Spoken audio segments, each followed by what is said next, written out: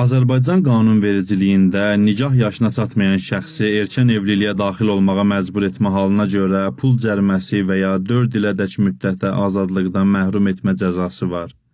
Şəxsin ixtiyari şəkildə nikaha daxil olmasına da qanunla icazə verilmir. Beləliklə, digər dünyəvi quruluşlarda olduğu kimi, Azərbaycanda da insan haqları adı altında insanların 18 yaşına qədərki seçim və evlənmək azadlığı əllərindən alınır. Hər kəsə bəlli olduğu kimi, evlilik insan həyatının ən mühüm və ən həssas mövzularından biridir. Hətta o qədər zəruri bir məsələdir ki, müqəddəs kitabımız olan Quran-ı Kərimdə Allah insanları evlənməyə təşviq edərək buyurur: Ey gənclərin ixtiyar sahibləri, subay kişilərinizi və ərsiz qadınlarınızı, eləcə də qul və kənizlərinizdən evlənmək iqtidarında olanları evləndirin.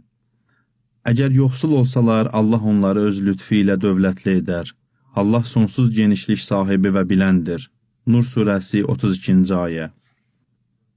Yaxud belə deyək, hansı yaşda evlənmək daha gözəldir? Quran-ı Kərimə nəzər saldıqda görürük ki, evlilikdə Allah Teala həddi buluğa çatmağı şərt bilir. Digər qrup hədislər isə xüsusi yaş qeyd etmədən insanları gənc yaşlarında evlənməyə təşviq edir. Məsələn, kişinin səadətindəndir ki, qızı öz evində heyz görməsin. Bəzən şahid oluruq ki, İslam düşmənləri bu qrup hədislər vasitəsilə insanları manipulyasiya edərək deyirlər ki, axı 9 yaş qız uşaqları üçün çox erkəndir və həmin yaşda olan qız uşaqlarının çoxu sözün əsl mənasında uşaqdırlar, yəni evliliyin nə olduğunu dərk etmirlər. Təəssüflər olsun ki, hədisləri və hökmü tam olaraq araşdırmayan insanlar da düşmənlərin bu tip sözləri vasitəsilə şəkkə düşürlər. Halbuki, biraz araşdırsaq, hədisləri və fiqhi kitablarımıza nəzər salsaq görərik ki, hədislərdə erkən yaşda evliliyə təşviq etmə halı nə qədər çox olsa belə, Allah Teala həddi buluğdan əlavə başqa şərtlər də qoymuşdur. Belə ki, dinimiz buyurur, həddi buluğdan əlavə insan gərək rəşid, yəni yaxşını pisdən ayırmağı bacaran olsun. Yəni müstəqil şəkildə öz ixtiyarı ilə evlənsin və özü seçim etsin. Şəhid mütəhhəri rəşid olmağın evlilikdə şərt qoyulması barəsində buyurur ki, izdivac üçün yalnız həddi buluğ və aqil olmaq, yəni dəli olmamaq kifayət etmir.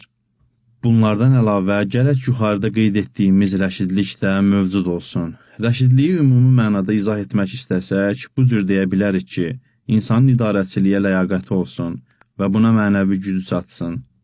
Boynunda olan maddi və mənəvi yükü həm dərk etsin, həm də layiqli şəkildə öhdəsindən gəlməyi bacarsın. Şəhid mütəhhərinin sözü ilə desək, evlilikdə rəşidlikdən məqsəd yalnız cismi deyil, həm də ruhi və fikri potensialdır.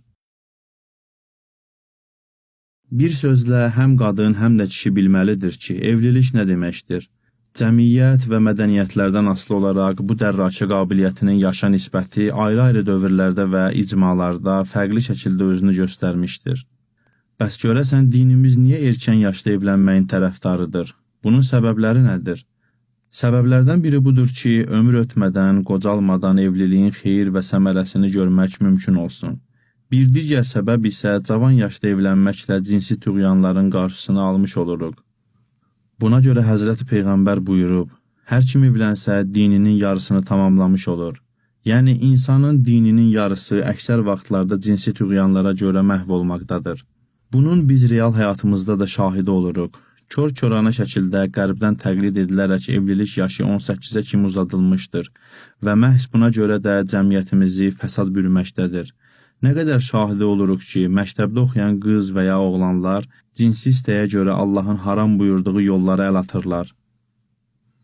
Hər birimiz bilirik ki, cinsi istək fitri bir şeydir və iradəsi zəif olan insan evlənəcəyi zamana kimi hər hansı bir yolla cinsi tələbatını ödəyəcəkdir. Nəticədə fəsad baş alıb gedəcək və cəmiyyətdə şəhvani haram ab-hava hökm sürəcəkdir. Peyğəmbərimiz və məsum imamlarımız bu fəsadın qarşısını almaqdan ötürü insanları cavan yaşda evlənməyə təşviq ediblər. Cavanlıq yaşı digər məsələlərdə olduğu kimi evlilikdə də çox münasibdir. Allah Teala cavanlıqda bərəkət qoyubdur. Hər bir işi insan gənc yaşında görərsə, daha çox uğur qazanacaq və daha çox fayda aparacaqdır. İstər elm öyrənməkdə, istər idmanda, istər incəsənətdə və sair sahələrdə olduğu kimi, evlilikdə də vəziyyət eyni cürdür. Dinimiz evliliyin erkən çağında olmasına israr edərək buyurur, ən pis cavanlar subaylardır.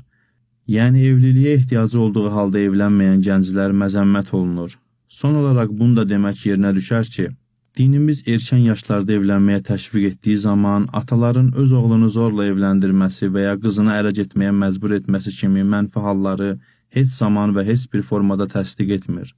Əksinə, dini nikahın şərtlərindən biri də budur ki, qız və oğlan özləri öz ixtiyarları ilə evliliyə razılıq versinlər. Əks halda isə kəbin və nikahları batil olur.